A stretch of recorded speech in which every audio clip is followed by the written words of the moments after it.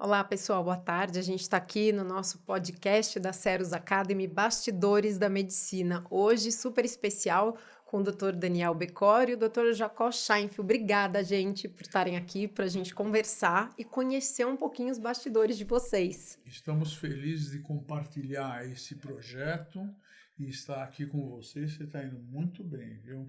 Esse projeto é Obrigada. lindo. É uma honra estar aqui. Obrigado pelo convite. O prazer é nosso.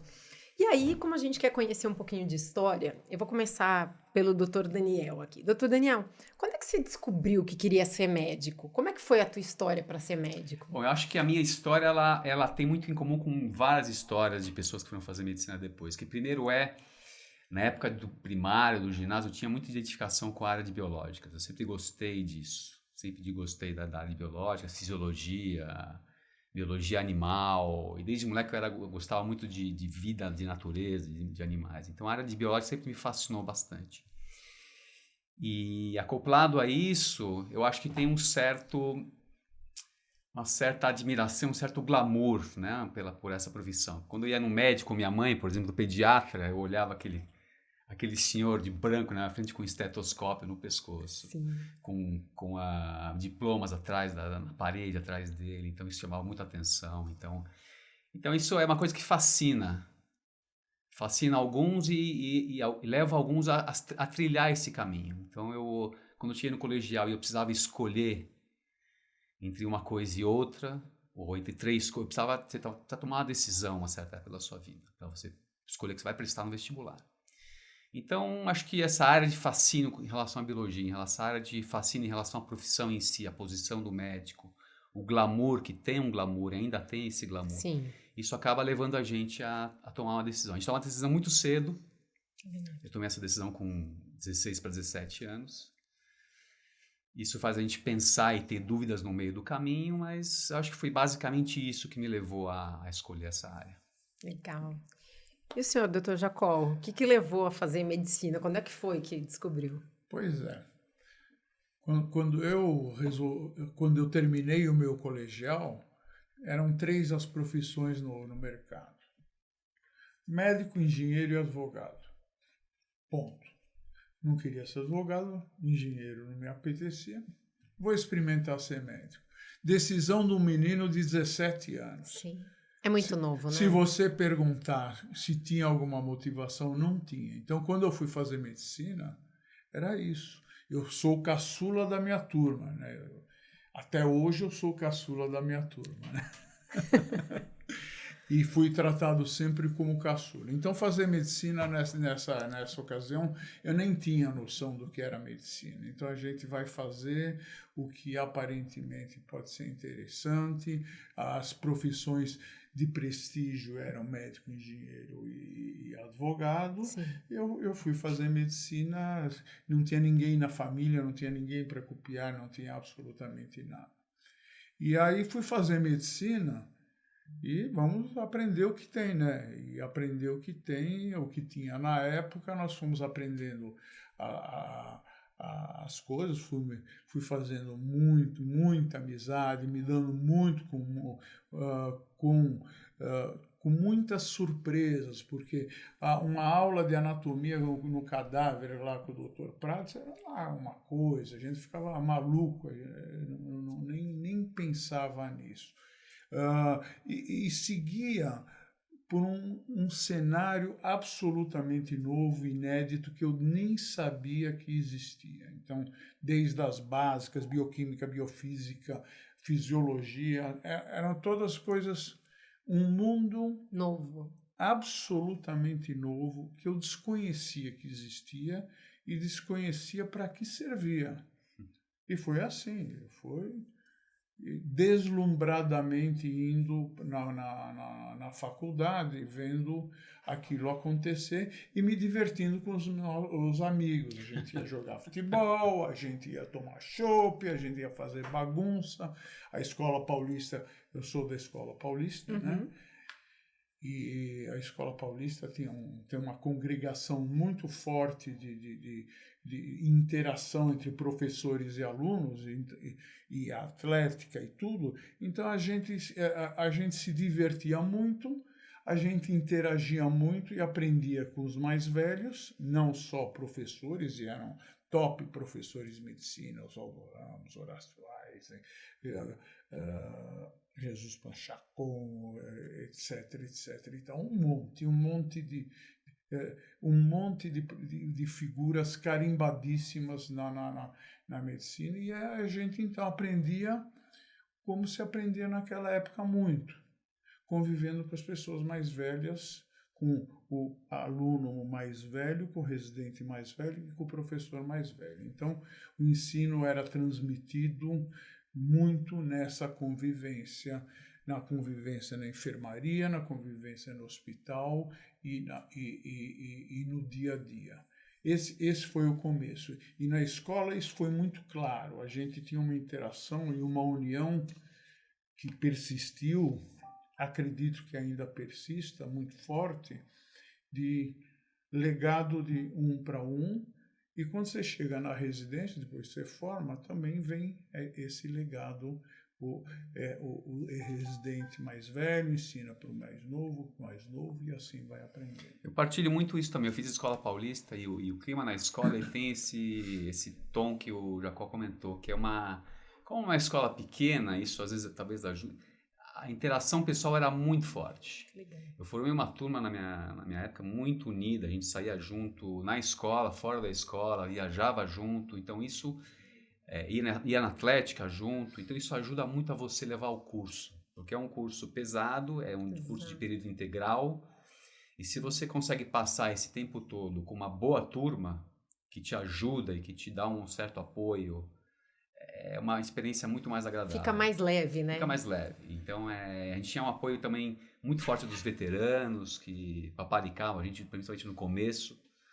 Então, esse ponto que o Jacó colocou de interação humana na escola, deve ser assim também, claro, em outras escolas também, mas eu posso falar da minha experiência. É muito forte e ajuda muito a você conseguir levar o curso até o final de maneira adequada. Muito bacana. Que legal, gente. Isso é bacana, porque a gente aprendia com os mais velhos e quem ensina, aprende. Sim. E quem aprende também ensina. Então, essa convivência não só ensinava a vida, mas também o dia a dia da atuação, do que é importante para a nossa profissão. E vai se formando. E escola é uma formação. Você nem percebe e está aprendendo, você está se formando. Você tem que conviver com o assunto, olhar para o assunto, dar risada daquele cara que se deu mal, chora com aquele cara que se deu bem e vai tocando a vida e vai estudando e vai aprendendo. Vocês eram bons alunos? O senhor era bom aluno, doutor Jacó? Você quer saber Aqui a verdade? são os bastidores. Eu quero saber a verdade, doutor Jacó. A verdade? Nossa, mãe. Faz tempo, depois teve muito estudo. Conta a verdade pra gente. Não, a verdade é que eu gostava muito, muito de brincar, de jogar, de fazer farra. Eu era um aluno mediano, eu não era um aluno brilhante, mas eu era inteligente, sabia das coisas e me dava bem. Mas eu era muito novo, era muito imaturo. Sim. Esse é um problema. Entrar muito cedo, o Daniel também estava me contando agora que entrou muito cedo na faculdade. A gente entrar muito cedo, a gente não faz ideia nem do que a gente quer para o fim de semana, quanto mais para a vida. Então, é isso que aconteceu. Então, veja só, eu entrei na faculdade em 68. A faculdade ficou fechada 6 meses, com policiais, com tudo fechado, só assembleia, só bagunça. Então, foi um momento do país... O ano que não acabou, né? 68. O ano não acabou. Então, foi um mundo diferente. Nós moleques entrando lá e vendo aquilo, nem política a gente entendia. Sim. E aí ia nas assembleias do centro acadêmico, o pessoal jogava papel, jogava biscoito, jogava bebida, jogava tudo. Né? É verdade, era uma coisa assim fantástica. Então, foi uma ebulição, foi um aprendizado. Então, eu não era estudioso, mas não era vagabundo. Claro. Nunca tomei pau, nunca perdi um ano. E aí fui me virando e cheguei ao 6º ano. Aí, com mérito. Não, com mérito não. Eu cheguei no 6º ano bem. Né? Doutor Daniel, você tem uma carinha de que é diferente. Conta pra gente, como é que foi? Não, eu tive um desempenho razoável na faculdade, estudava, tirava notas razoáveis a boas. Mas eu tive uma crise muito forte no meu 2º por 3º ano. Eu me envolvi de uma maneira muito forte na administração da Atlética. E tem algumas coisas na faculdade que você precisa tomar cuidado, porque algumas coisas na faculdade são tão fascinantes que te levam a se envolver de tal maneira que você acaba priorizando uma coisa que não é, na verdade, você vai ver olhando para trás, não era de jeito nenhum uma prioridade. Então, o 3º ano foi um ano difícil para mim, que eu participei da diretoria da Atlética. Eu me envolvi de tal maneira que eu acabei deixando os estudos de lado até, para poder fazer as coisas que eu tinha que fazer na Atlética. Então, nesse ano eu tive dificuldades específicas e tive que me esforçar um pouquinho mais para passar de ano, inclusive. Mas eu olho para trás vendo isso de uma maneira positiva. Eu aprendi com isso, aprendi o que fazer e ao que não fazer. Tem que tomar cuidado, você tem que ter um equilíbrio durante a época de faculdade, porque você tem que dedicar um certo tempo para o estudo.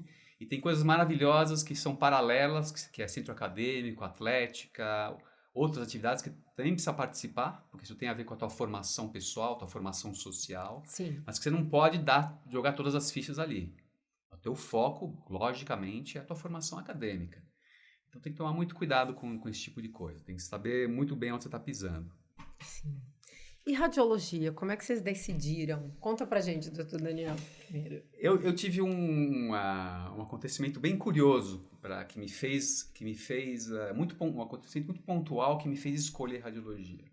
Eu estava no meu 6º ano e estava em dúvida realmente do que eu ia fazer. Eu estava entre clínica, anatomia patológica, passava pela cabeça radiologia. As pessoas falavam em radiologia muito naquela época, mas eu não tinha ideia do que... Essa ideia de se ficar um pouco mais afastado do paciente, fazendo laudos, não tão envolvido como um clínico, como um cirurgião, isso me deixava um pouquinho afastado da ideia de fazer radiologia. Mas como a gente estava no 6º ano, uma época, e a escola estava com uma dificuldade na sua parte de tomografia, o tomógrafo do Hospital São Paulo estava quebrado. E eu estava passando no 6º ano no pronto-socorro de clínica. E o meu paciente que eu estava atendendo, ele tinha tido uma concussão cerebral, um trauma crânioencefálico, ele precisava fazer uma tomografia. E não tinha tomógrafo no Hospital São Paulo. Então, o que eu precisava fazer era acompanhar esse paciente para a gente poder fazer a tomografia num outro hospital. Sim. Que estava prestando o serviço para o Hospital São Paulo, que no caso era o Hospital São Luís, do Itaim. Então, nós levamos o meu paciente, eu entrei na ambulância, nós fomos até o Hospital São Luís e eu acompanhei... Era o meu serviço, hein? mas você já tinha saído. Você já tinha saído. Era o meu serviço já. E nós acompanhamos o paciente em todo o processo da tomografia, desde da hora que ele chegou no hospital, da hora que ele passou pelo exame em si, os médicos laudando, e eu comecei a observar o ambiente do radiologista. Olha que legal. Eu comecei a ver o paciente lá entrando naquele tomógrafo, fazendo as imagens, aqueles cortes seccionais, o cara olhando, o médico fazendo o laudo, aqueles monitores bonitos. Falei, olha, gostei. Bacana. Vou para casa, vou dar uma pensada nisso. Então foi uma coisa muito assim, eu estava numa época de crise, porque você não sabe o que escolher, estava entre 2, 3 coisas, isso angustia um pouco. Sim. E o tempo vai passando, você precisa fazer aquela escolha. Então aquilo lá foi assim uma coisa que foi um episódio que fez mudar a minha direção de caminho. Eu falei, pô, bacana, eu vou pensar nessa, pode ser. A radiologia que eu tinha como uma coisa assim meio, não, é uma coisa viável, que pode combinar com o meu temperamento, pode combinar com o que eu queira fazer. E isso me influenciou no final. Faltava alguns meses para decidir e eu acabei decidindo por radiologia. Então, Olha esse só. episódio foi muito, muito forte, me influenciou muito na minha escolha no final. Que legal. É. E o senhor, doutor Jacó? Mas eu sou da pré-história. É muito legal. Quando eu terminei a faculdade, a Escola Paulista sempre foi muito forte em clínica médica. Então, das três grandes especialidades, clínica médica cirúrgica e as outras, ou básicas, ou psiquiátricas, mentais, etc. e tal, a clínica médica era a mais forte.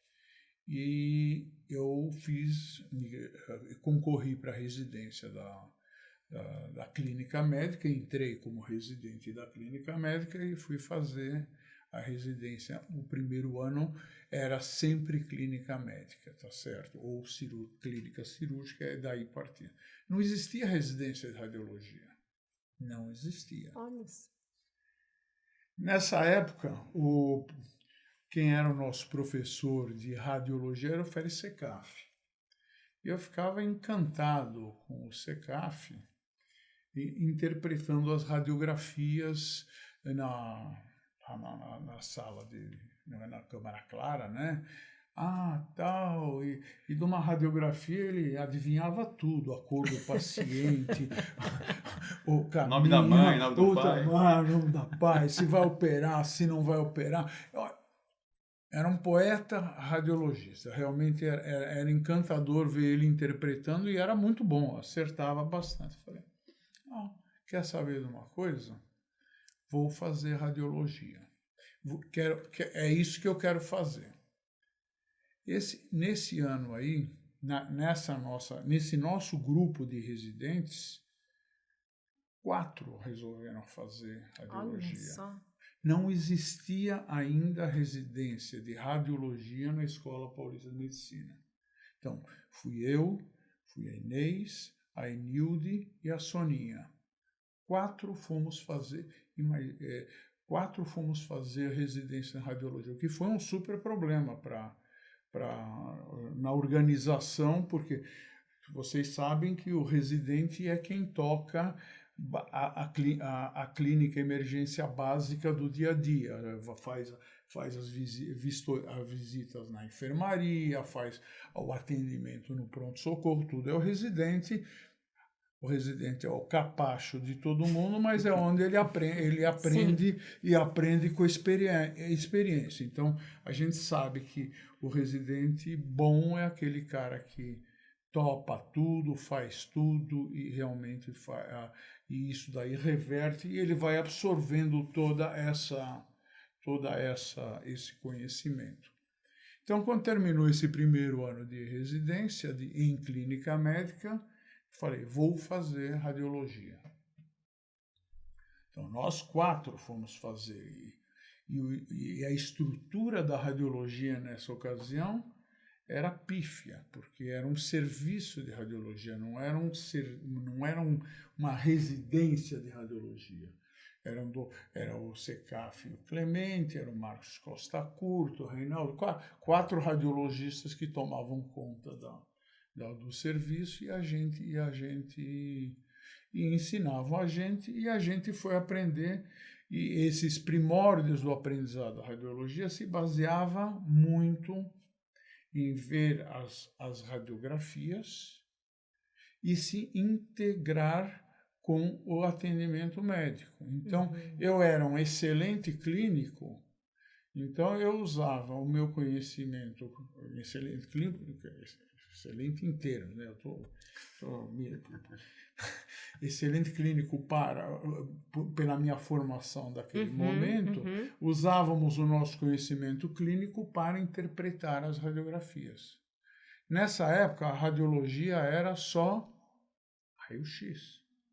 Só existia raio-x, não existia tomografia, não existia ultrassom, não existia ressonância, não existia nada disso. Aí, isso daqui, na minha família, foi um desespero para o meu pai. Porque meu pai falou, que meu filho vai fazer radiologia? Vai ficar vendo Que raio-x. é? Ele falava para os amigos, o que seu filho faz? Cardiologia. Cardiologia era o must, era o médico que era a High Society da medicina, era cardiologista. Os cardiologistas lá da escola eram os Boca Negra, Pfefferman, todos os cardiologistas eram conhecidos e eram os médicos que eram reconhecidos na sociedade como um todo, não só na sociedade médica. E aí meu pai não fala, o que seu filho faz? A cardiologia. Mas as coisas foram mudando, né, doutor Jacó? Me conta mais um pouquinho, como é que isso tudo foi evoluindo? Como é que a vida foi caminhando, doutor Jacó? Você quer saber? Eu quero. Olha, você tem horas. Não, o senhor conta... Não, sem problema. Então, a radiologia era isso. Então, o que era o emprego do radiologista nessa ocasião? Você faz ideia, Simone? Você faz ideia, Daniel? Era raio-x? Raio-x convencional. Interpretar raio-x? Interpretar raio-x. Então, legal, ganhava dinheiro assim. Ia no fim da tarde no hospital X, dava os laudos, 1 hora, 2 horas, e ia para casa. Ganhava o meu dinheiro, a gente ganhava bem para fazer isso. Em 2 horas eu ganhava meu dia. Então, esse foi o começo da minha vida, e fazia um outro exame, porque as demandas eram pequenas e as urgências não eram tantas para o radiologista. Por que elas não eram tantas para o radiologista? A radiologia não mostra nada, não fala nada, não tem a menor importância. Então, não tinha um selo, né? Não tinha um descrédito. Isso, obrigado.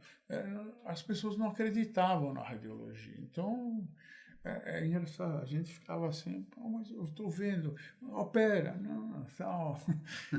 Então, havia muita dificuldade de convencimento que o radiologista tinha para fazer para o clínico e cirurgião da importância dele. Quando que isso começou a mudar? Aí lá pelas tantas apareceu um tal de ultrassom. Apareceu esse ultrassom. Fui para a Espanha com Bonilha, para Valência, e fui aprender ultrassom. E não é que a coisa era boa. Você via, e aí era um outro tipo de relacionamento do radiologista com a imagem e com o paciente, com a clínica, porque nós passamos, como radiologistas, a fazer o exame, Sim. procurar a lesão, dar o resultado, interferir no resultado, passar o resultado para o médico e interferir na terapêutica. Então, o ultrassom foi um clique. Foi um absoluto clique de mudança no relacionamento médico-paciente e do radiologista perante todo o atendimento médico. Então, o ultrassom foi o exame que mudou a postura, desenhou que nós temos responsabilidade, criou uma credibilidade no que o médico fala, no diagnóstico que a gente fazia. Primeiro a gente via afeto, falava, olha aqui, era menino, nascia, é menina, isso daqui hoje é banal. Eu sei que todo mundo, até qualquer R ou estudante que com um curso pequeno é capaz de fazer, tá certo? E com equipamentos que eram assim... E com equipamentos que a gente... Se olhar hoje para isso, que a gente não acredita como a gente enxergava nisso aí. equipamentos de muito baixa resolução, Sim. que foram, ao longo do tempo, nem hoje a gente não Viraram obras de arte hoje em dia, os equipamentos de hoje a ultrassom. gente não conseguiria fazer exame com esses É um equipamentos. Fusca versus um Porsche, uma coisa impressionante a tecnologia. Portanto, a gente era herói, porque a gente tinha coragem de dar diagnóstico com equipamento. Hoje, quando a gente olha no retrovisor, fala, como que a gente conseguia dar diagnóstico? Mas o ultrassom foi o grande diferencial da postura do médico da imagem, agora eu vou chamar o médico da imagem, na radiologia. Paralelo a isso, a tomografia computadorizada estava começando e estava fazendo o mesmo furor. Nessa época, eu me dediquei mais ao ultrassom, raio-x e ultrassom, e menos em tomografia, que fui recuperar mais tardiamente. E foi aonde a medicina mudou, quer o atendimento, quer a nossa postura, a nossa valorização, e tudo mudou. Realmente a gente foi uma revolução, né, Daniel? Conta como que você enxergou isso aí. Eu peguei uma cauda disso, né? Eu trabalhei com equipamentos de ultrassom bastante obsoletos. Eu olho para trás, quando eu era na residente, o que eu tinha lá no Hospital São Paulo, tinha tinha alguns equipamentos que estavam começando a ficar mais modernos, mas muitos deles eram a rabeira do final, equipamentos bem pouco resolutivos. Então, o que eu mais me impressiono é como a coisa evoluiu. A cada ano a gente via conquistas tecnológicas em cada área, tanto do ultrassom como da tomografia. A tomografia passou para equipamentos helicoidais, fazendo cortes muito mais rápidos. Então, exames que demoravam 15, 20, 30 minutos, se faz hoje em 2 minutos, 1 minuto, 30 segundos até. Então, o que mais me impressiona é essa evolução tecnológica. Então, Perfeito. isso ao longo do tempo foi o que o Jacó falou agora de breaking point, né? Quando apareceu o ultrassom. Hoje eu acho que acho que a curva é mais vertical ainda, porque a evolução tecnológica é tão grande que o paradigma mudou demais. Quer dizer, as máquinas estão muito modernas, dão muita informação. Quando apareceu a ressonância, foi uma loucura. E hoje o que a ressonância faz, o que ela pode te mostrar em termos de específicos de diagnóstico, que você pode fornecer de informações para o médico solicitante hoje em dia, com o que a gente tem disponível em termos de tecnologia, é impressionante. Então, o breaking point é assim ainda mais acentuado ainda. Então, isso é muito impressionante. Na verdade, o que o Daniel está querendo dizer, eu só vou reforçar, não é um breaking point. A cada década começou a ter um breaking point em termos ou de evolução de qualidade, ou de resolutividade, de redução de tempo. Aí apareceu a ressonância, que foi outro escandalosa evolução, onde a gente começou, de formas diferentes, enxergar a mesma coisa, mas com muito mais qualidade, com muito mais profundidade e entendimento. Bom, o radiologista ficou outro, né, Daniel? Nós passamos a ser supervalorizados, super bem pagos, super reconhecidos. Uma área super procurada. Uma área super procurada.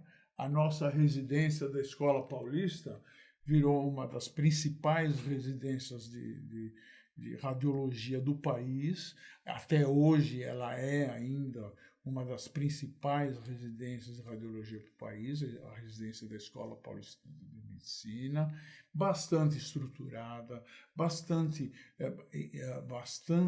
ativa e publicadora de trabalhos. Então, esse crescimento, e aí virou o que nós tínhamos que fazer, né, Daniel? Acompanhar, né? Precisávamos acompanhar, para e passo. montar esse bicho que era a evolução, estar atento, não se acomodar, não podia. Sob a potencial punição de você ser deixado para trás, porque se você não caminha junto, E continua, né? E acho que cada continua. vez Sim, mais sim. rápido, né? Em toda a área da medicina é assim, acho que em toda a área científica é assim, mas como a gente viveu a gente vive a radiologia, a gente sente, se você não vai, se você não atualiza, se não estuda continuamente, cada vez aparece uma coisa nova. Se você não vai lá, estuda, vê do que se trata e tenta entender aquilo, você começa a ficar para trás, não tem jeito. Isso aqui é ponto pacífico. Como professor, Daniel, você vê muito diferente a forma com que vem ensinando? A forma com que você aprendeu a medicina e aí toda essa evolução, a forma com que se ensina hoje, que esses alunos aprendem? É. Tem prós e contras, né? Eu queria que você contasse um pouquinho. Eu acho que o que mudou, basicamente, em relação ao que na minha época, o que tem hoje, eu queria destacar 3 pontos básicos. Eu acho que hoje os alunos que começam na faculdade, que estão no primeiro, segundo ano, estão estudando uma matéria básica, hoje em dia eles têm uma correlação muito ativa entre o que eles estão estudando na área básica e já correlacionando com casos clínicos. Então isso facilita o entendimento em muitos aspectos. A gente tinha aquela área básica, anatomia, histologia, bioquímica, era aquilo. Não tinha um acesso de correlação com casos clínicos, por exemplo. Isso é uma coisa que está muito mais em processo hoje nas faculdades hoje em dia. Isso eu acho que facilita o aprendizado. Uma outra coisa é nessa mesma linha, o aprendizado baseado em problemas. Uhum. Essa técnica de ensino que estão se colocando hoje em dia nas faculdades, que é você colocar um problema clínico para o aluno e baseado no que ele aprendeu, ele tentar resolver e tentar fornecer uma solução para aquilo. Isso é uma coisa que ajuda muito no aprendizado também. Então, torna as matérias básicas menos estanques. Existe uma maior interação entre o básico e o clínico. E o acesso à tecnologia que os alunos têm hoje em dia, ela é fatal para a melhora do aprendizado. O que eles têm hoje em termos de facilidade ao acesso à informação, né, internet, toda essa tecnologia envolvida, então isso acho que tende a revolucionar o ensino em geral e o ensino médico em particular, coisa que a gente não tinha na época. Né? Então, você vê alguma perda nesse período? Ou, de repente, hoje é mais difícil ter foco, ou é mais difícil se atualizar ou descobrir o que é verdade? Você vê alguma coisa e fala, nossa... Eu acho que uma das dificuldades é que o conhecimento se ampliou muito. Então, você tem que ser muito criterioso no que você vai estudar e no que você vai deixar de lado momentaneamente. Então, as coisas cresceram demais. Eu, quando comecei a radiologia, e eu tinha radiologia do sistema musculoesquelético, radiologia do aparelho digestório, geniturinário, neuro, eu falei, eu quero ser o radiologista que vai saber tudo. Eu quero saber um pouco de tudo e, se possível, bem tudo. E hoje eu vejo que isso é impossível. A gente mal consegue ver a nossa área, mal consegue estudar o abdômen, geniturinário, etc. Então, o conhecimento se ampliou demais. Então, você tem que ter muito foco no que você vai estudar e o currículo das faculdades tem que ser armado de um jeito que também dê ênfase ao que realmente interessa. Então, o conhecimento, essa ampliação do conhecimento, ele pode servir como uma vantagem, mas pode ser um inimigo também, se você não consegue se equilibrar no que você tem que se focar ou tem que estudar. Então, tem que tomar cuidado com isso. Como é que você vê, doutor Jacó, essa mudança toda, né? Como o senhor aprendeu, como é hoje, como é que os alunos aprendem? Pois é, o Daniel tem razão no que ele falou, a minha experiência é exatamente essa, mas não vale a pena detalhar, mas o que a gente aprendia antes com meia dúzia de professores, depois em discussão com um corpo clínico, isso foi se expandindo e as aplicações foram aumentando de tal forma, e na nossa área especialmente, também foi crescendo demais, porque cada doença e cada método trouxe novidades, trouxe dificuldades e queriam resultados. Todo mundo queria a mesma coisa, ou seja, fazer o diagnóstico na hora certa, para entrar com o tratamento certo, para ter uma cirurgia ou uma conduta terapêutica certa. Então, isso daqui não mudou. Esse conceito não mudou para ninguém.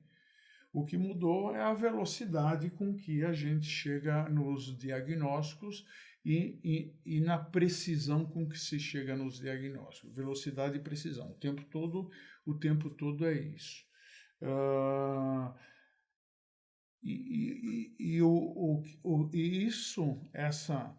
Essa demanda é uma via de tripla mão, né? Do médico que atende, do paciente e nós radiologistas que estamos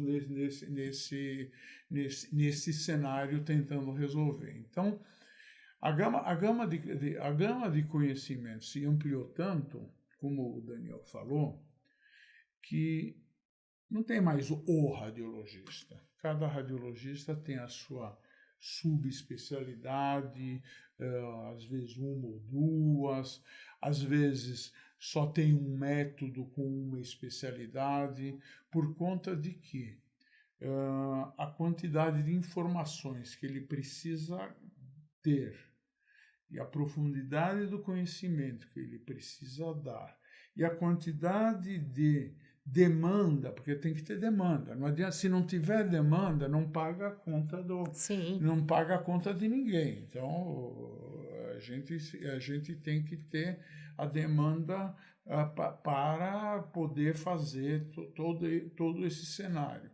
Então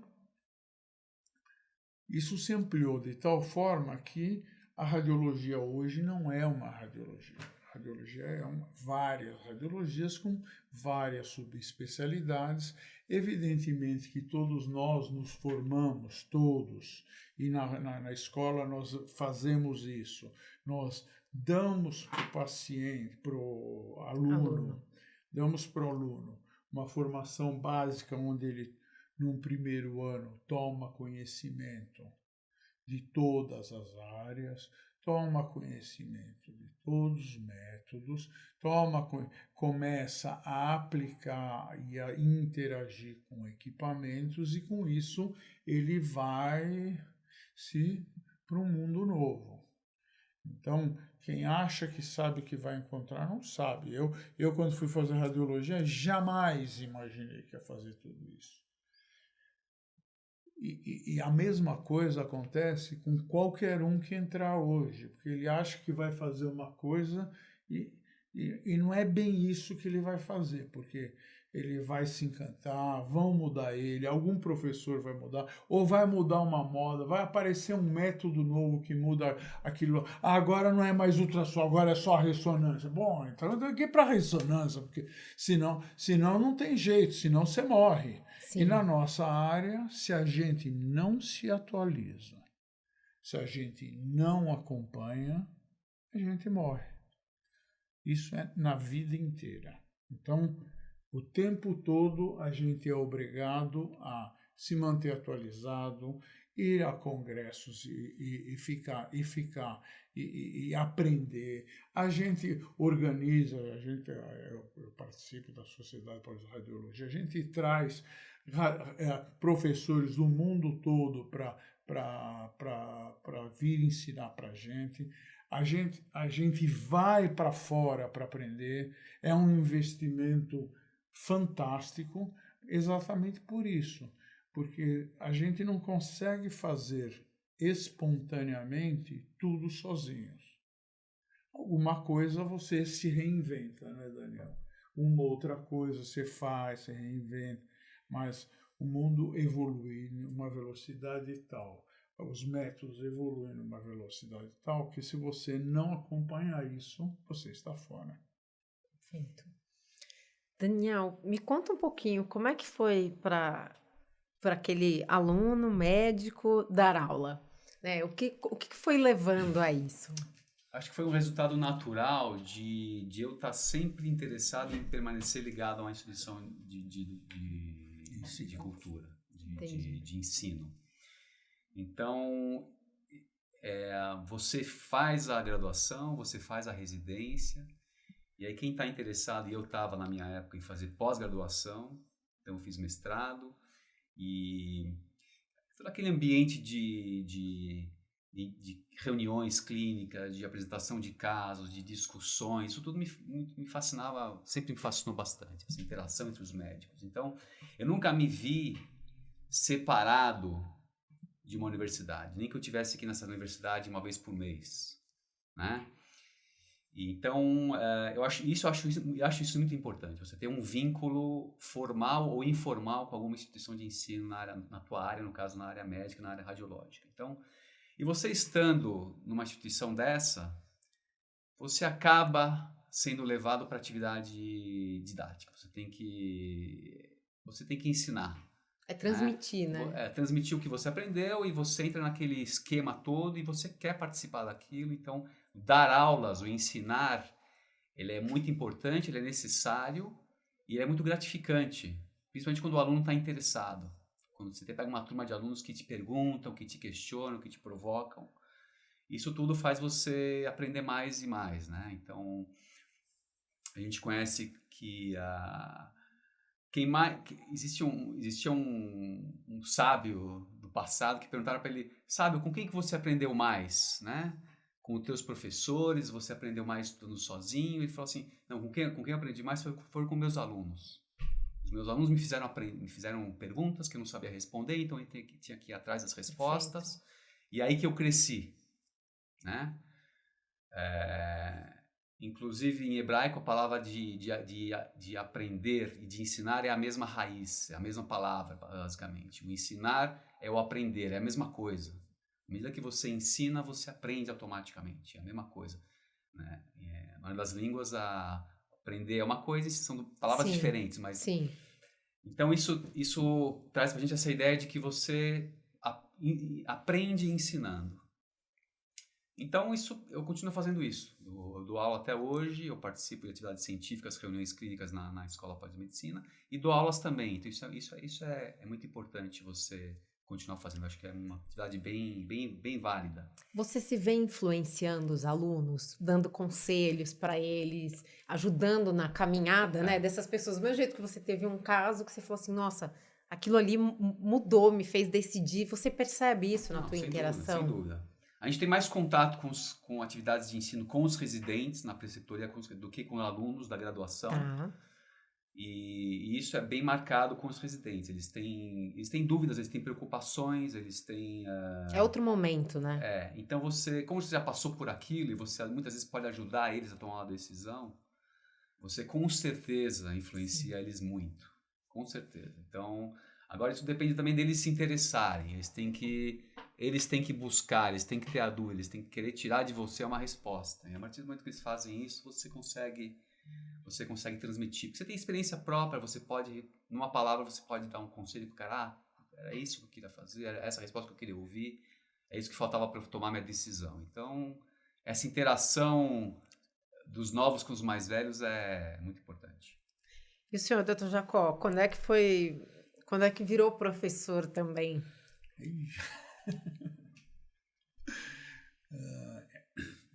Bom, virar professor foi uma evolução natural de quem estava na faculdade. Eu nunca saí da Escola Paulista de Medicina.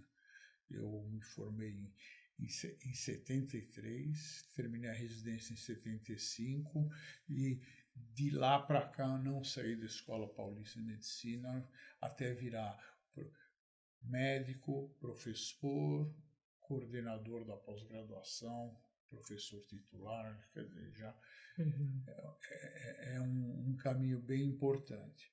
Então, nesse caminho, o que o Daniel falou se aplica realmente, ele aprendeu bem a lição, é isso mesmo.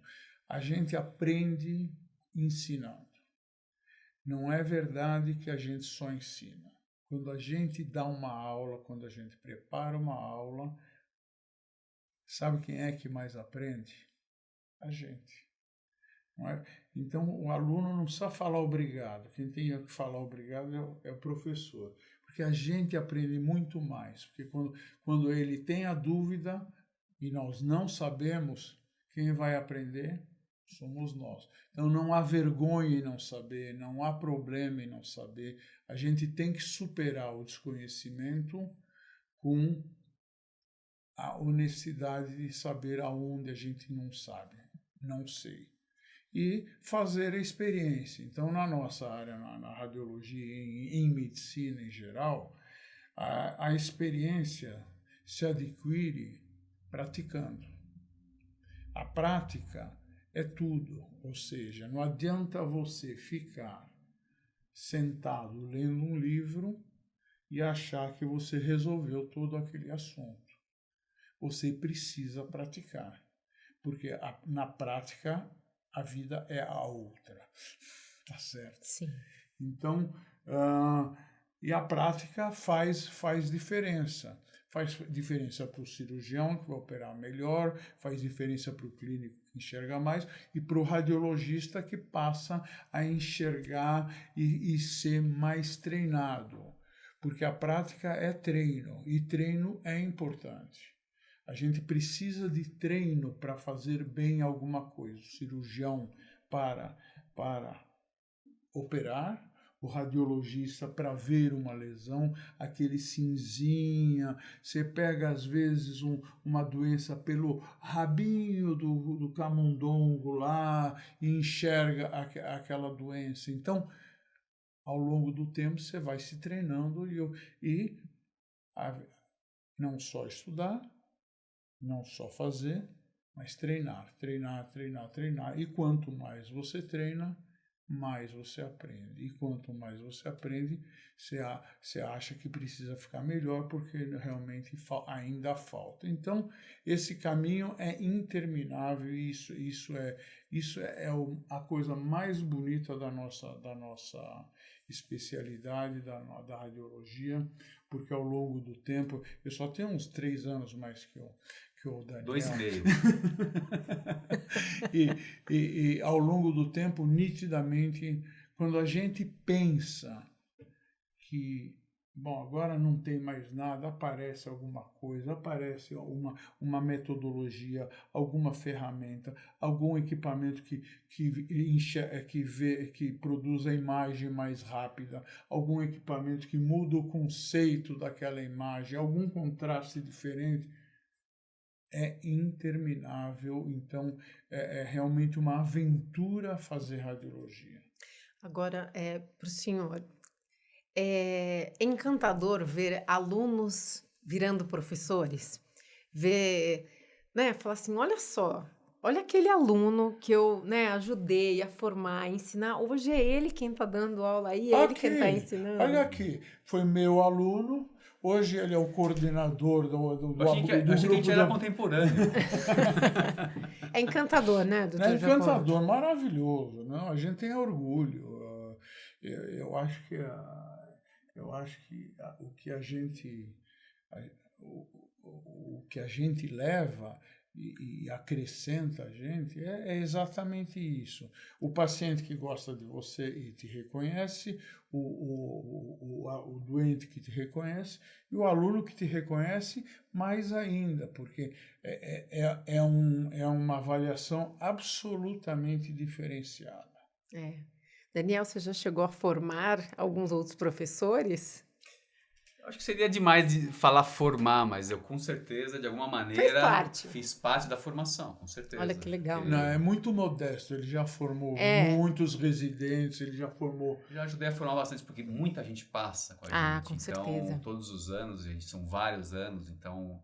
E alguns que vão virando professores, também que você olha... Vários, apesar de que hoje em dia, em geral, a procura por essa atividade de ensinar, ela é mais restrita a um grupo, nem todo mundo toma a decisão de dedicar o seu tempo ao ensino, mas muitos tomaram essa decisão. Então aí a gente vê pessoas que estavam com a gente há uns anos atrás lá, R1, R2, você tirando o sarro dele, e agora ele está no teu nível, está ensinando, está trabalhando. Tá... Sim, e veja só, não é só ensinar, esse ensino, Simone, eu queria corrigir um pouquinho a sua pergunta.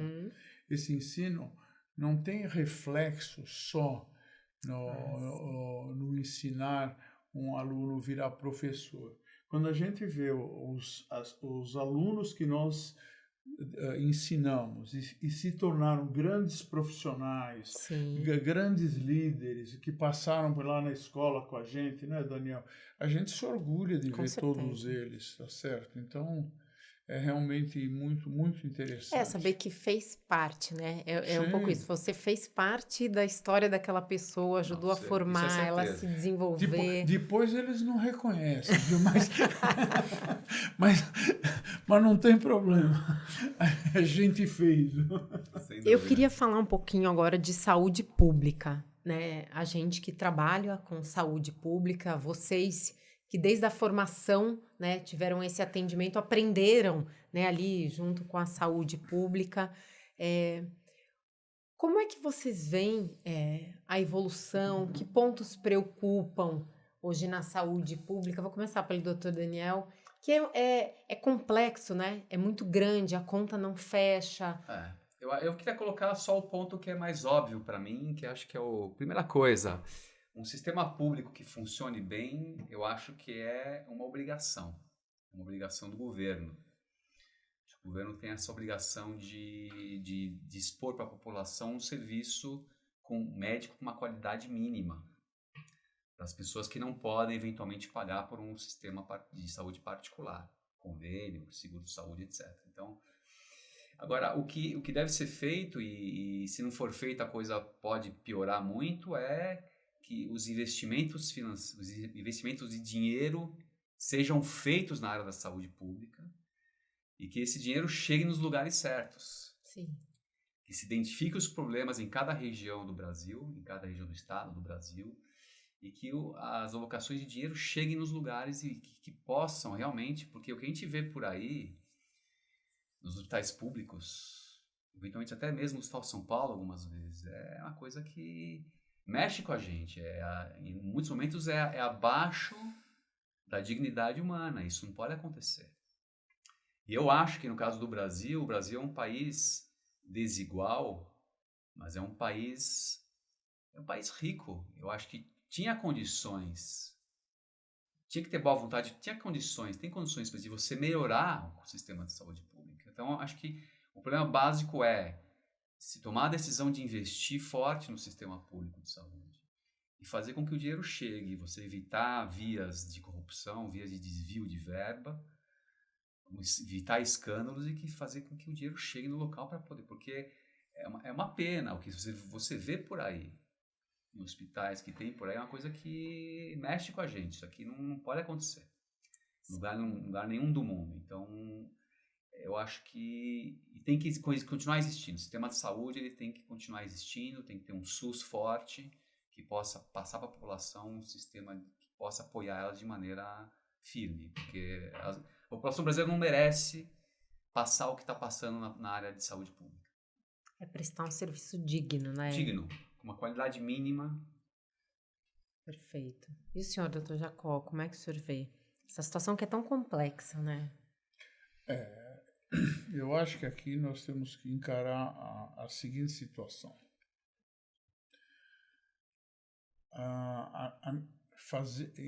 Dar saúde para a população e fazer a saúde funcionar é um projeto muito caro, é extremamente caro. Para isso, é necessário algumas coisas. A primeira delas é designar recursos para isso. Se não se designam recursos que possam abranger e suportar o suporte à saúde ou a população, já começa por uma base ruim. Mas não é só suporte, de recursos. A coisa é mais complexa, porque ela precisa de um suporte de estruturas bem montadas, bem treinadas e produtivas, porque não adianta só abastecer de recursos e a estrutura não funcionar. Isso também é problemático. Então, a gente sabe que a demanda por, vou falar da nossa área, por exames de diagnóstico, ela se ampliou muito. E essa demanda de diagnósticos, o diagnóstico por imagem e outros diagnósticos fazem prever e dão oportunidade de se intervir e de se tratar uma série muito grande de recursos. Isso acaba gerando melhores condições terapêuticas. Novos medicamentos também estão sendo desenvolvidos. Então, é uma luta de gato e rato. Não tem jeito. Vai custar mais caro. Precisa ter mais dinheiro. Precisa gastar melhor esse dinheiro. Precisa equacionar esse dinheiro. Isso daqui é o tempo todo que tem que ser equacionado. Não adianta você começar hoje a oferecer para a população um exame de baixa qualidade que não resolve. Então, o que nós queremos? Para nós nós não queremos um raio-x qualquer, nós não queremos uma mamografia qualquer, não queremos um ultrassom qualquer, nós queremos um exame bom e resolutivo. Não é o top do top? Pode não ser um top do top, mas tem que ser resolutivo, tem que ser equilibrado com a demanda e com a necessidade a que veio dentro da população que vai.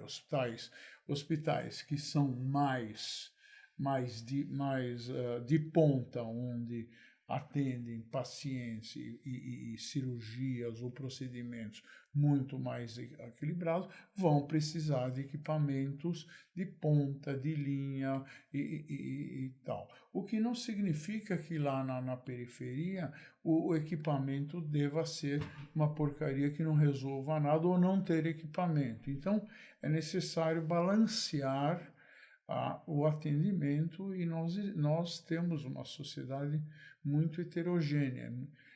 É muito difícil para as estruturas governantes e para os professores e todo mundo equilibrarem esse procedimento. Né? Então, mas é necessário se trabalhar diuturnamente para melhorar esse desnível. Eu acho que nós tivemos na FIDE uma excepcional, e aí eu preciso conversar com vocês sobre a experiência FIDE que nós tivemos, se você me permite. Claro.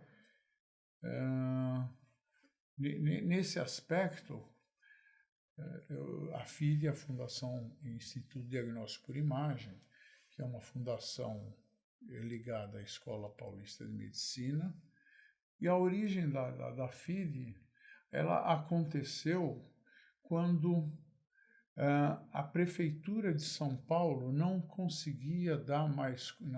Isso foi na época da Marta Suplicy, quando ela pegou o governo dela, ela herdou uma prefeitura com todos os hospitais, com todos os serviços de radiologia completamente depauperados, nenhum equipamento funcionando. Qual era o problema do governante nessa época? Era que nenhum equipamento funcionava. Então, vocês imaginem que os equipamentos de toda a rede de radiologia de São Paulo não funcionavam.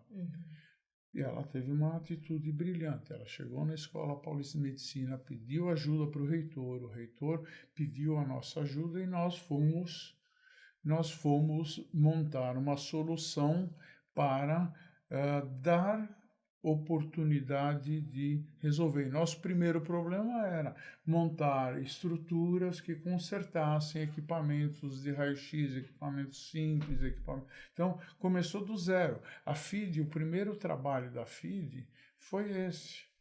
Depois ela cresceu e começou a ter controle, a renovar os equipamentos da rede. Depois ela passou a ampliar as atuações, não era só raio-x, era tomografia, era ressonância, não só mantendo a estrutura funcional do ponto de vista mecânico e equipamento, mas também do ponto de vista de pessoal, porque depois de equipamento funcionando, o que falta? Pessoal. Então, esse é o grande problema do público. O público é muito grande e às vezes eles não conseguem dar conta. Não é que eles não sejam capazes.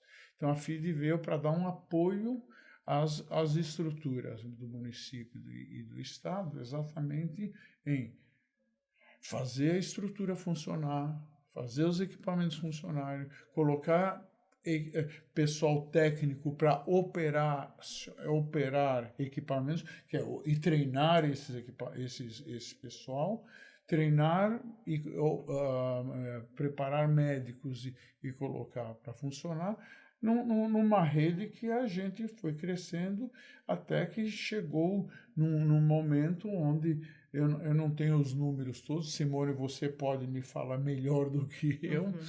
Há um número expressivo de unidades na cidade de São Paulo e um número de exames expressivo e com uma entrega acima do nível que cada administrador em cada unidade dava. Então, a gente criou uma unidade central de administração onde todos nós atuávamos exatamente dando suporte não só aos equipamentos, aos hospitais, ao pessoal técnico, à enfermagem, etc.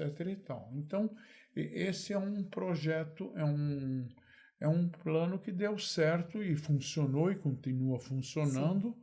Nós continuamos funcionando e temos orgulho em maior ou menor quantidade, mas atendendo à demanda do poder público quando fomos solicitados. Eu acho que essa foi uma das nossas grandes missões. Essa é a missão da Fundação IDE, que a gente ainda tem orgulho. Daniel é conselheiro, eu sou conselheiro, temos a honra de participar. Perfeito. Vamos lá, para falar para os médicos. Quem quer ser médico hoje, o que você falaria para alguém que está pensando em fazer medicina, doutor Daniel? A primeira coisa que eu diria que eu perguntaria para a pessoa é: você realmente quer isso? Por quê? Porque a medicina é uma área que precisa de muita dedicação. Você precisa gostar muito, precisa ter muito interesse, precisa estar disposto a estudar. Então, para a pessoa tomar a decisão de fazer essa carreira, ela tem que se inteirar do que se trata, né?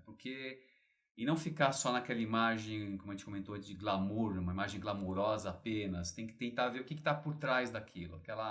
Aquele médico que está na frente dele, que ele está observando, ele pastou muito para chegar ali. Então, se inteirar, saber do que se trata, como é que é a formação do médico, o que é necessário para ser um bom médico, qual a carga de estudo, carga de trabalho, e a partir daí tomar uma decisão. Você gosta disso? Você gosta de interagir com pessoas? Você quer ajudar as pessoas? Você quer curar as pessoas? É isso que você quer? Porque existe muita interação humana na área da medicina. Você precisa ter muita empatia, saber tratar o ser humano nos momentos mais estressantes, porque tem momentos que você está atendendo alguém, você está passando por um momento difícil, a questão é estressante, o paciente às vezes demanda muito de você.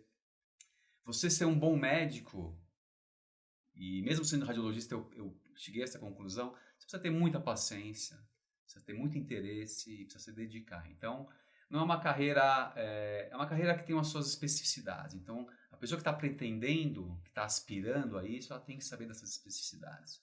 Tem que saber do que se trata realmente. Então, e ver se realmente essa área tem a ver com a pessoa. É a área de biológica, se você quer, a médica, tratar a gente. Então, isso é muito importante. Então, não é tão simples assim. Escolher uma carreira não é tão simples. Isso vale também para direito, para engenharia, para tudo. Certeza. Tem que ser jornalismo, tudo.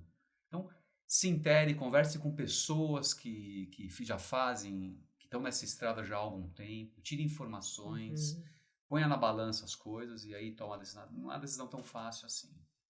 O que você falaria pro Daniel lá no comecinho? Se você pudesse voltar e encontrar o Daniel lá no comecinho? Eu diria para ele exatamente isso, que Daniel, faça um pouquinho mais de pesquisa, faça um pouquinho mais tente se interessar mais por essa área que você quer fazer. E eu voltando atrás um pouquinho, eu teria tido um pouquinho mais de foco na minha formação. Acho que, Legal. assim, você sempre acha que pode melhorar. Sempre vai ter essa sensação de que você não fez o bastante. Então faça o máximo que você puder no teu processo de formação médica. Faça, se dedique, estude. Faça outras coisas também, que são importantes, como a gente falou antes também. Mas foque no que é o principal, que é a tua formação médica, a tua formação profissional. Então, acho que essa seria a mensagem. Legal. E o senhor, doutor Jacó, o que o senhor falaria para quem quer fazer medicina hoje? Medicina ou radiologia? Medicina. Porque a gente não fala só para radiologista. Medicina. Veja só, medicina, do ponto de vista de carreira e de satisfação pessoal e de desafios e de oportunidades, é interminável. É realmente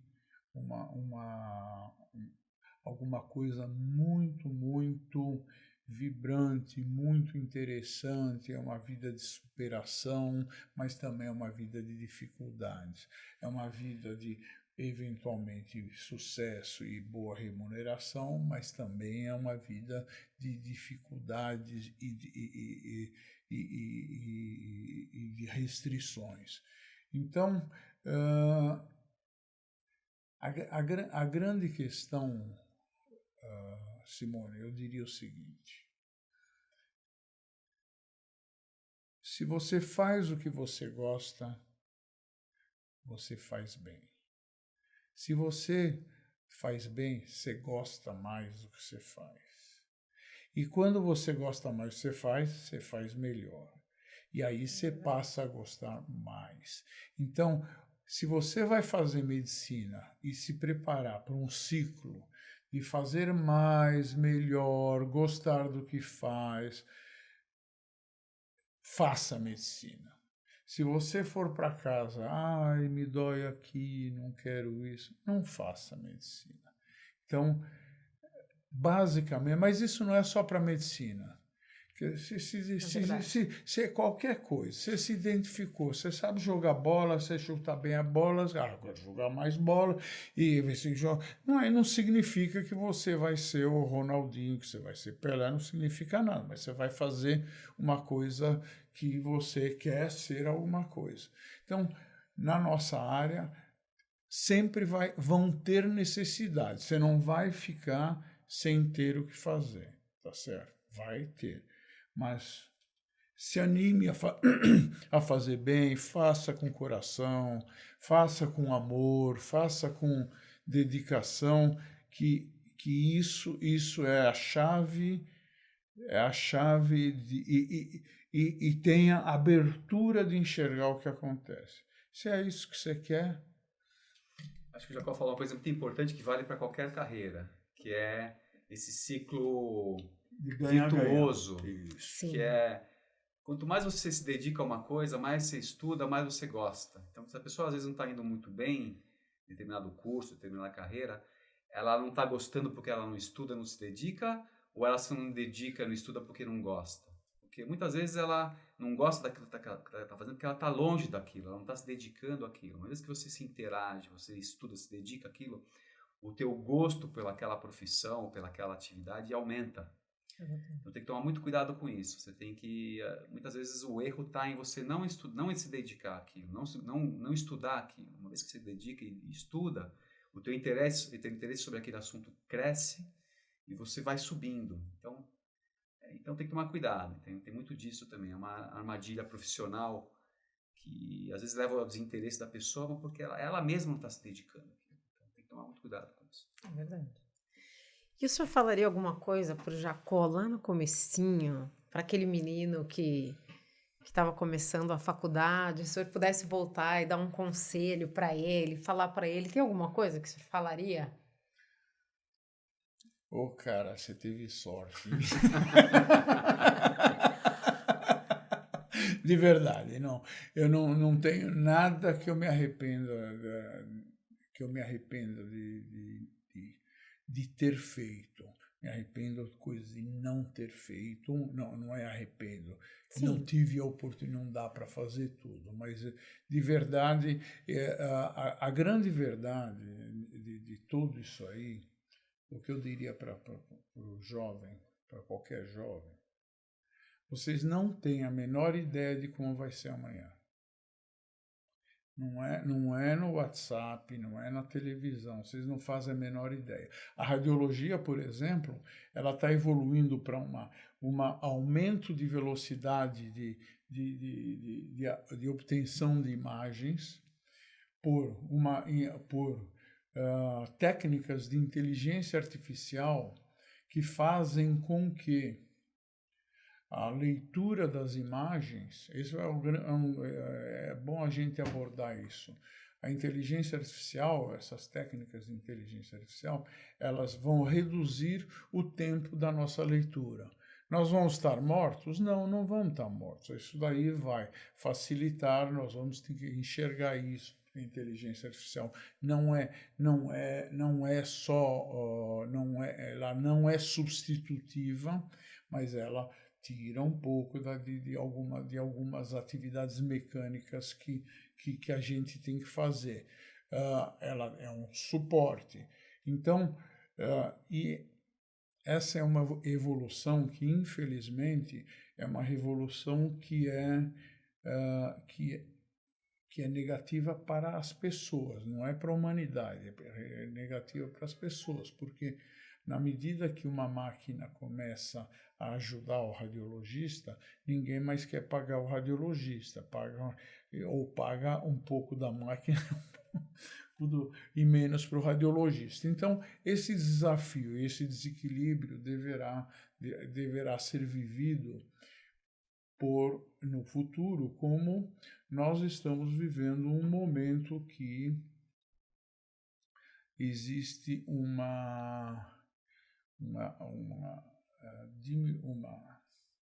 digamos assim, uma simplificação,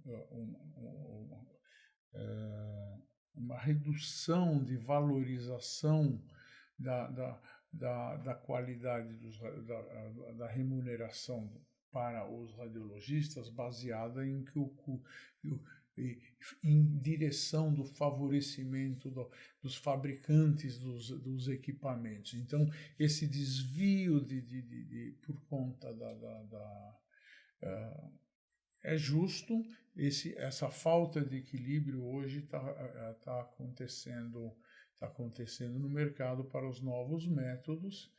E a outra coisa que eu fico um pouco chateado, mas é inexorável, quando eu fui fazer radiologia, ou quando eu fui fazer medicina, o médico radiologista era um profissional liberal autônomo. E este modelo, este indivíduo,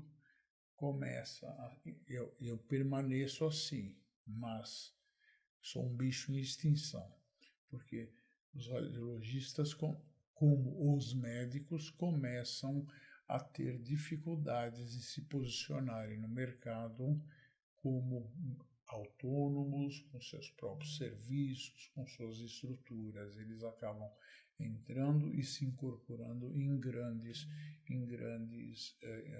grupos, e nesses grupos eles têm que se adaptar não só ao que tem, como às políticas ou às situações e às remunerações diferentes.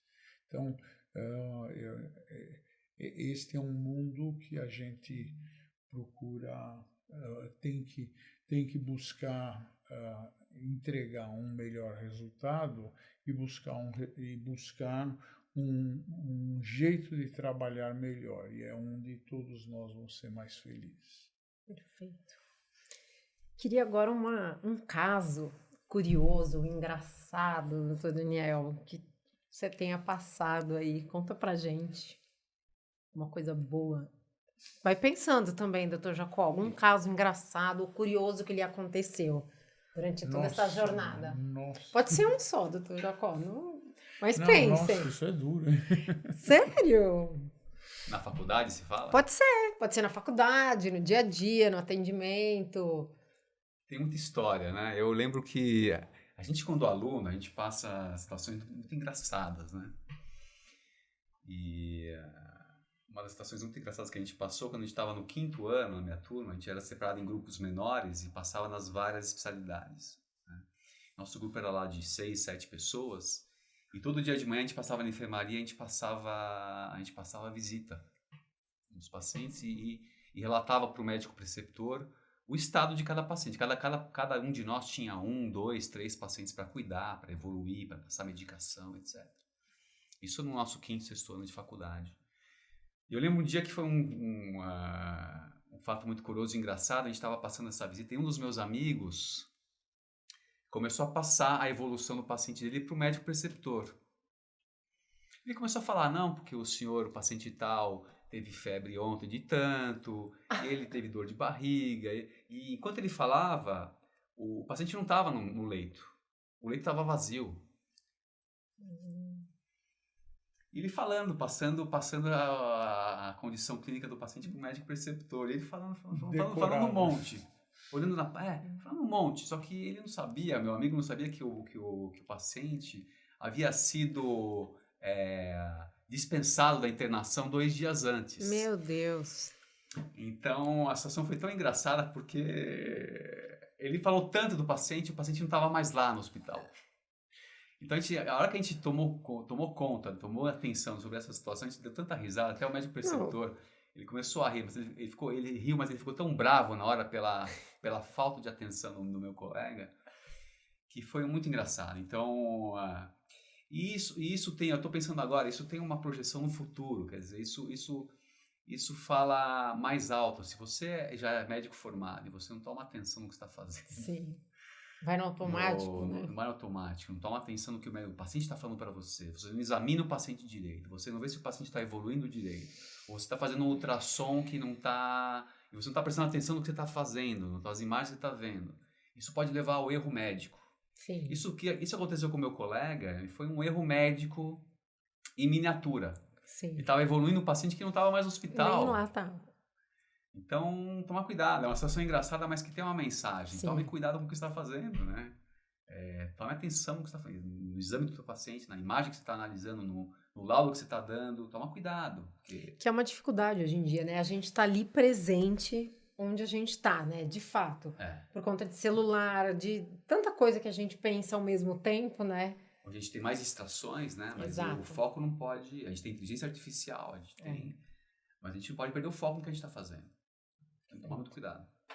E o senhor, doutor Jacó, tem alguma história aí curiosa ou engraçada pra gente? Histórias eu tenho muitas, mas nenhuma assim que Tá mereça a audiência de todos nós. Perfeito. Então me conta uma coisa, se o senhor não fosse médico, o que o senhor acha que o senhor seria?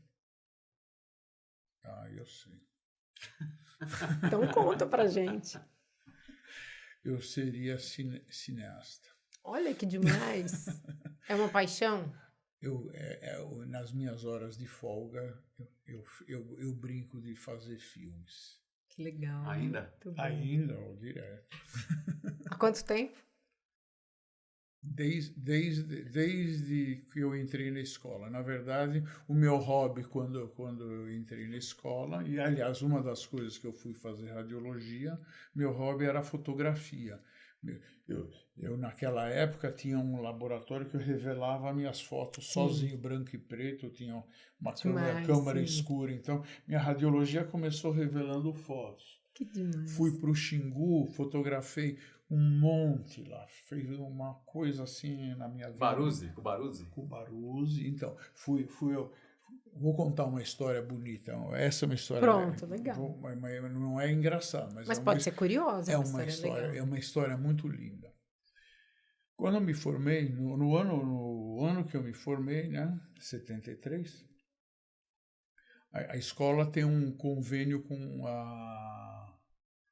o Xingu, com a FUNAI, tinha um convênio com a FUNAI, e ela toma conta das tribos do Xingu. Das tribos do Xingu.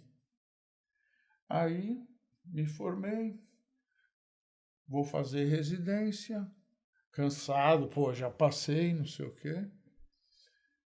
Aí pediram um voluntário para ir para o Xingu, porque estava tendo uma epidemia de diarreia violenta lá, e eles queriam montar uma equipe para viajar para lá, para o Xingu, para tomar conta então, organizada pela escola. Então, fui o Sérgio Draibe, que é da Nefro, 2 enfermeiras, Esmeralda e outra, cara de laboratório, foi jornalista de Brasília, foi todo mundo lá para ir ajudar. Montamos um laboratório lá, aquelas aldeias tudo palha, né? Tudo de palha. Palca mesmo. Parará, vamos lá, os Caiapó, Parari. Na primeira noite que eu chego, a gente se arrumou. Na primeira noite que eu chego, vem uma mãe de uma índia, né, me puxar pelo braço. Que foi? A filha dela estava dando à luz e era um feto morto derradeiro. E toca, quando eu fui ver, isso na beira do rio, era um feto morto, mas a cabeça não saía. E aí a minha tarefa foi terminar o parto de um feto morto, que foi o que eu fiz, né? Apavorado, a minha experiência era muito pequena, aí fiz, saiu aquilo lá. Aí falei, agora estou ferrado. Quando terminei esse parto aqui, a mãe da Índia, né, pegou o feto, sumiu e levou o feto para não sei onde, falei, agora vão me matar. Isso no meio de uma noite, né? Sim. No meio de uma noite. Aí nessa noite eu falei, apavorado que nem um louco. Bom, acordamos no dia seguinte, aquilo era uma naturalidade, morrer feto. Elas davam à luz na beira do rio de Cócoras, né? É lá que eu fui ajudar ela. Aí então, começamos a vacinar todo mundo, a dar os remédios, dar não sei o quê. Aí surgiu uma notícia de Brasília. Olha, contactaram umas aldeias de índios no alto do Xingu e tem que mandar alguns médicos para lá. Me mandaram. Eu e mais um e 2 enfermeiras fomos para lá e o resto era a equipe de outros, ficaram lá. De barco, 8 horas de barco. Chegamos na aldeia eram os Chucarramães, recém-contactados. Não tinham tido contato nenhum com a população branca. Aí tal, e ficar recebendo. Eu falei, vamos matar aqui agora.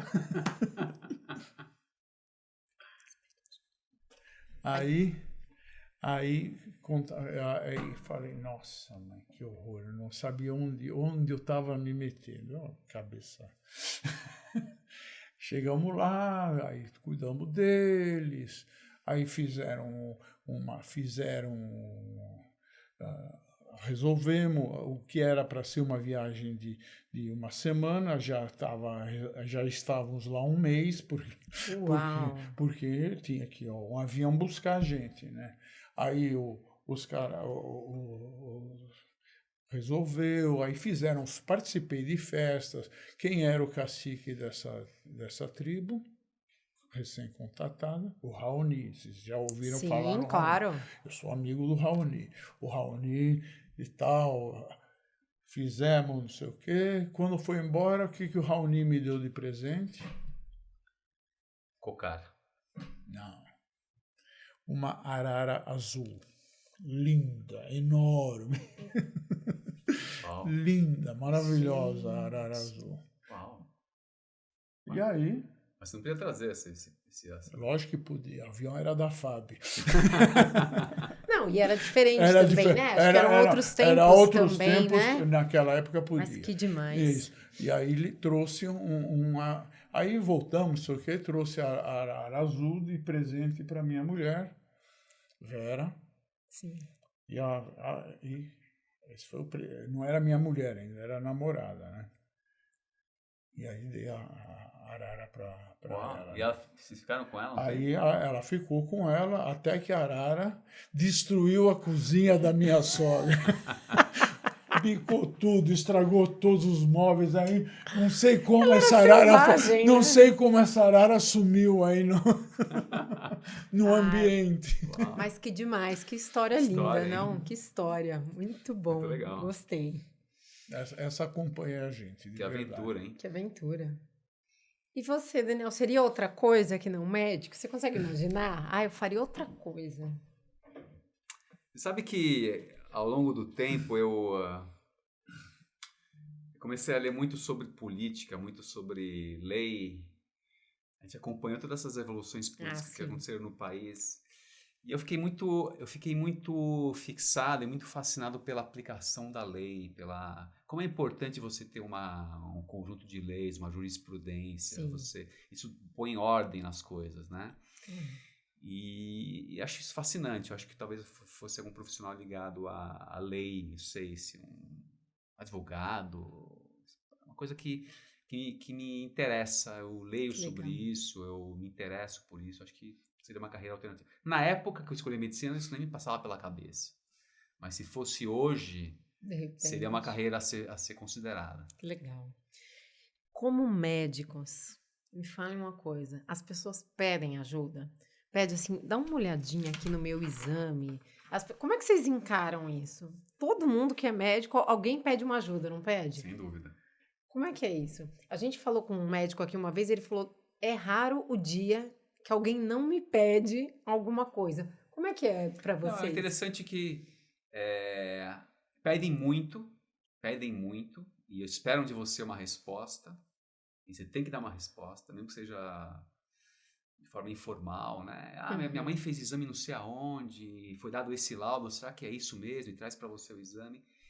Mas o interessante é que muitas pessoas trazem para você exames que não são da tua área, não tem nada a ver com a tua área. Isso tem me acontecido nos últimos tempos, com uma certa frequência. Então, o que eu faço? Porque eu não sei responder, porque não é da minha área. Claro. Mas a pessoa espera de você uma resposta. Eu tô com uma amiga que está com a mãe, que está com dificuldade de saúde, está passando por um tratamento, e a mãe dela pede, filha, pede pro Daniel dar uma opinião sobre isso. E às vezes é um laudo de imunistoquímica super detalhado, de anatomia patológica, que não tem nada a ver com a minha área, mas... E ela espera uma resposta. Então, o que eu faço? Eu vou lá e estudo aquele assunto e passo uma posição, porque não é só a minha informação, é a atenção que você dá para aquela pessoa, que a pessoa espera receber. Então, você tem que ter muito cuidado, tem que ter muita paciência, porque a reação inicial, às vezes, é de que a pessoa está passando dos limites, né? Está pedindo para você fazer uma coisa que... Está pedindo muita coisa para você dar uma... Então, toma cuidado, tenha paciência, dá uma satisfação, dá uma posição. Se você puder ler aquele exame, dar uma informação a mais, faça isso. Então, isso acontece muito. As pessoas acham que você entende de tudo, então calma e tenta passar uma posição para o paciente, para aquela pessoa que está te pedindo aquele auxílio, né? Te pedem muito, doutor Jacó? Sim. Isso acontece, é que nem o Daniel também, apesar de ser mais velho que ele, eu também tenho boas limitações de várias coisas e até mais do que ele, porque a gente vai se especializando, a gente começa a saber muito de pouca coisa, né? Mas ao longo da vida é muito legal na nossa área, é que até hoje eu tenho pacientes que voltam e só querem se não o meu diagnóstico, a minha presença acompanhando o exame. O Daniel já viu várias vezes, o cara não faz nada sem eu falar que sim. Se eu não sei, eu tenho que me assessorar dos médicos da equipe, e faço isso sem nenhum problema. Eu acho que isso é muito bacana. E é uma mudança também de conduta ou de posicionamento do médico radiologista. O médico radiologista, quando eu era aluno ou comecei minha carreira, ele vivia escondido nos porões dos hospitais. Ele ficava lá, ninguém nem sabia que era radiologista, não tinha esse nome. Então, à medida que a gente foi interagindo mais, sendo mais eficiente, mais positivo, esse reconhecimento vem dessa forma. Então, eu não enxergo essa situação como um problema. Não é um problema, muito pelo contrário. É uma honra, é um orgulho que a pessoa enxergue, Jacó, dá uma opinião nesse caso, se eu não sei, eu vou atrás, faço como o Daniel falou, estudo ou me assessoro, porque eu conheço vários especialistas, se a coisa é um pouco mais complicada, e realmente assim vai. Então, essa foi uma conquista do radiologista. Virem perguntar para ele o que o senhor acha como médicos, coisa que não era assim. E uma boa palavra faz parte da cura, né? Então, você sim. tem que... É muito importante isso, né? Muito bom. Gente, que delícia. Obrigada. Obrigada aí por esse tempo de vocês. Obrigada pela conversa mesmo. Precisão, hein? Foi muito bom. Excelente. Obrigado, Simone. Obrigado, parabéns, Simone. Você mandou muito bem. Obrigada. Não, imagina. Com vocês é fácil.